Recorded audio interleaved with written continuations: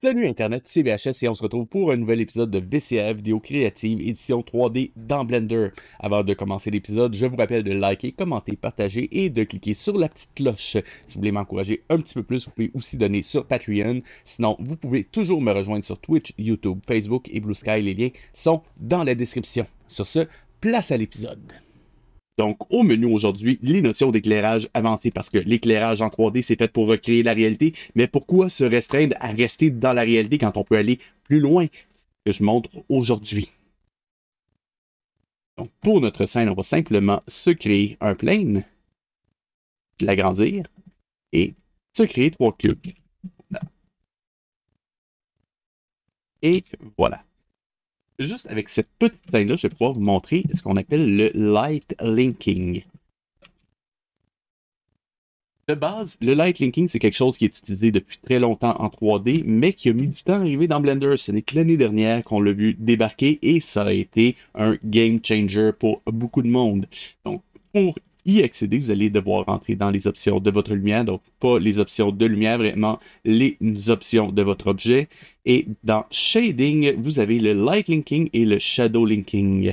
Pour vous le montrer, je vais passer tout de suite en Cycles. Donc, qu'est-ce que ça fait le Light Linking?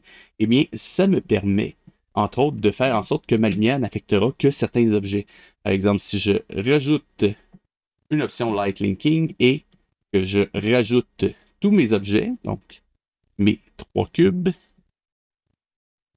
ainsi que mon plane, vous allez voir que il n'y a rien qui change dans ma scène.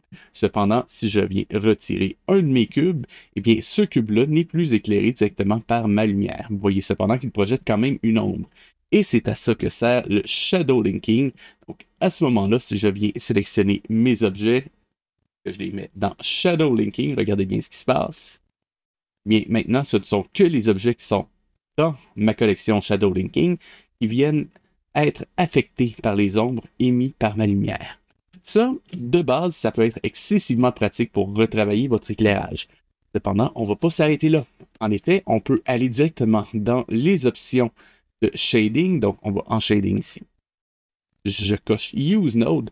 On peut maintenant utiliser les nodes pour gérer ma lumière.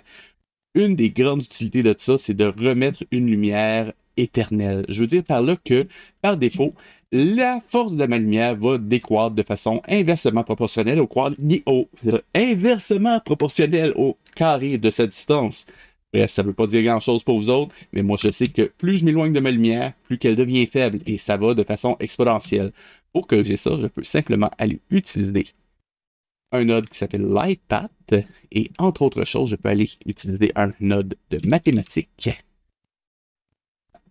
et aller chercher la taille de mes rayons, mon ray length, que je vais multiplier par lui-même. Que je m'arrête là? Non, je ne m'arrête pas là, parce que si j'en restais là, j'aurais plus moyen de modifier la puissance de ma lumière. Donc, ce que je veux, c'est aussi me rajouter un autre multiply juste après qui, lui, va me donner la possibilité de modifier la force de mon éclairage. Voilà qui est fait. Je peux le brancher directement ici. Wow. Et maintenant, je viens faire un rendu. Vous voyez que ma lumière est beaucoup plus forte, mais si je diminue son intensité, vous voyez que maintenant, elle n'a plus de fall-off, ou du moins qui est beaucoup moins présent. Il y a quand même un léger hotspot au milieu, près de ma lumière, mais si je la montre, voilà, on voit que c'est seulement causé par la proximité de ma lumière, donc c'est un peu son spéculaire qui va causer ça. Je ne vais pas rentrer dans les détails, je crois que vous avez compris. Mais maintenant que j'ai ça, qu'est-ce que ça me permet de faire? Eh bien, ça me permet d'éclairer une scène au complet avec une seule lumière.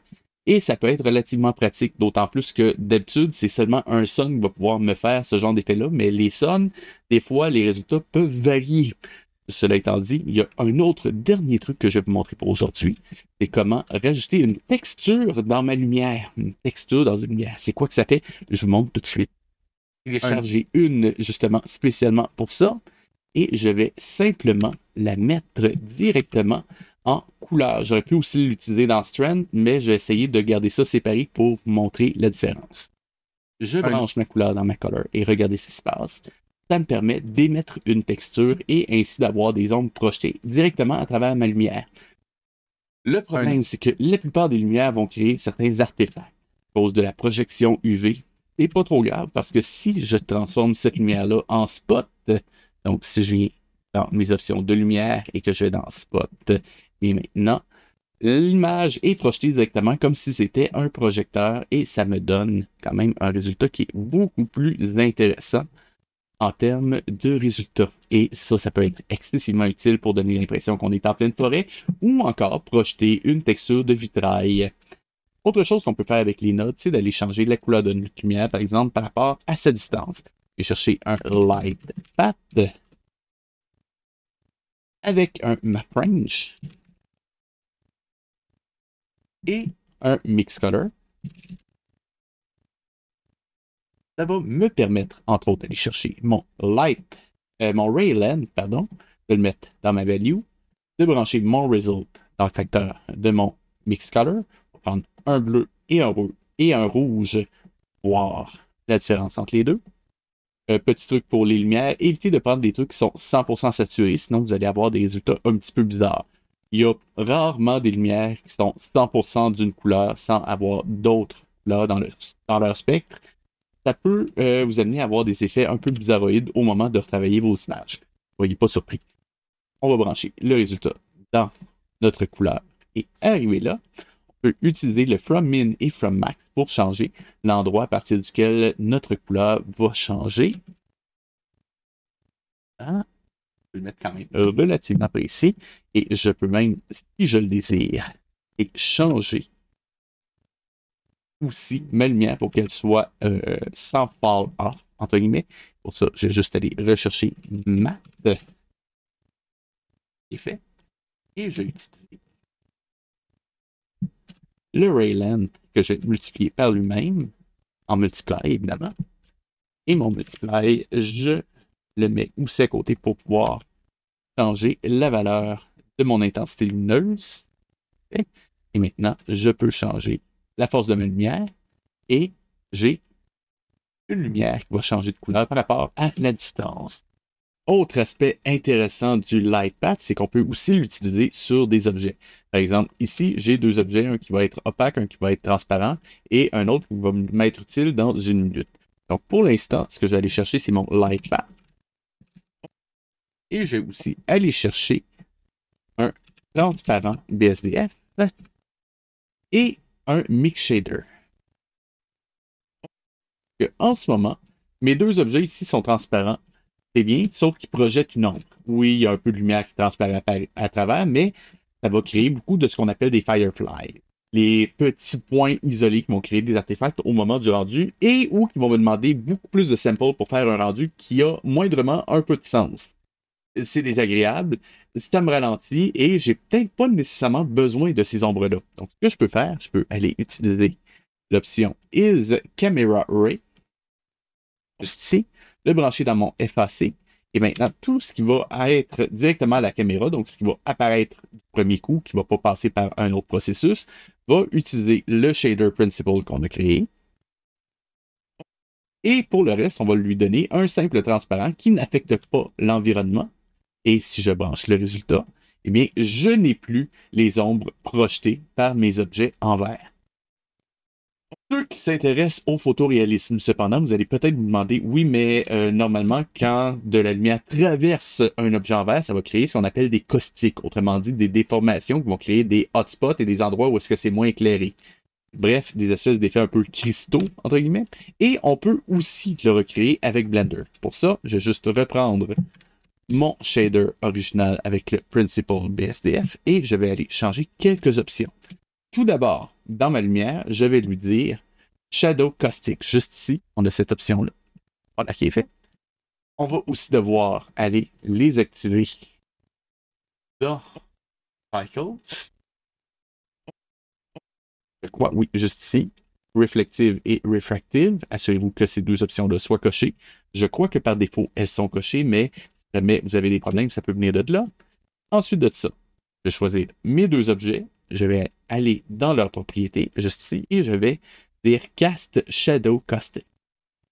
Et juste ici, avec mon autre Cast Shadow Caustic. Et maintenant, il ne me reste qu'à dire à mon sol que lui, bien, il va recevoir mes Shadow Caustic, donc Resave, Receive, pardon, Shadow Caustic. Et voilà qui est fait.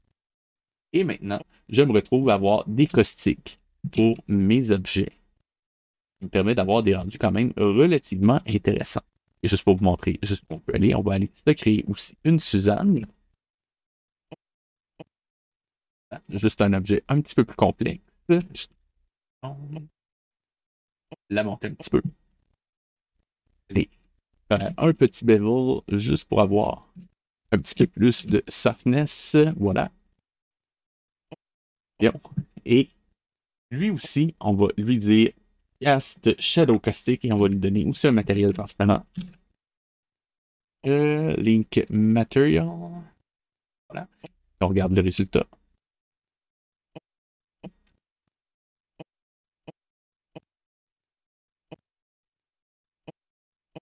Mieux ici. Je connais juste Suzanne.